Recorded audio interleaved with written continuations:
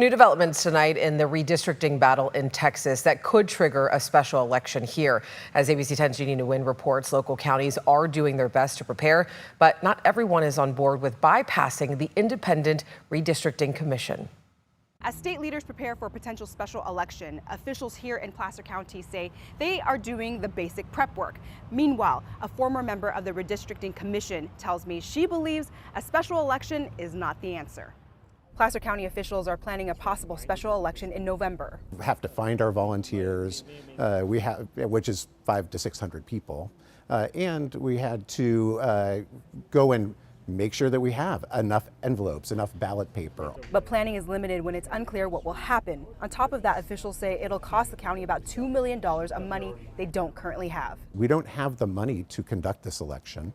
There's no guarantee that the state will actually pay for this election. It comes as Texas Democrats fled their own state to break quorum, joining California leaders as the battle to redistrict continues in their state. Governor Gavin Newsom says California is preparing for a special election in response to President Donald Trump. His agenda is failing. This presidency is failing. He knows the headwinds in a midterm.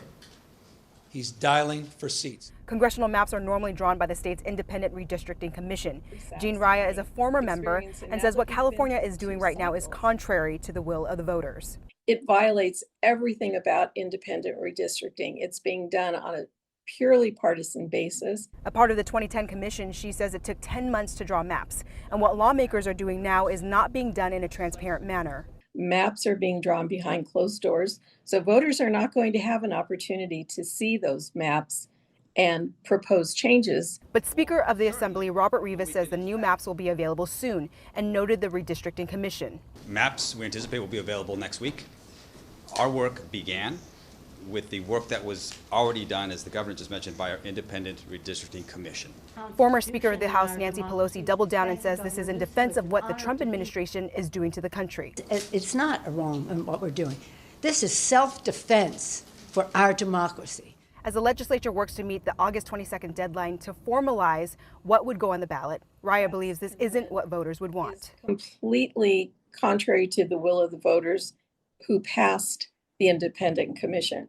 ABC 10 also reached out to Sacramento County officials to see how they are preparing. A spokesperson tells me right now they are just waiting and won't start recruiting workers or volunteers until they get official word that an election is actually happening. In Sacramento, Jeannie Nguyen, ABC 10.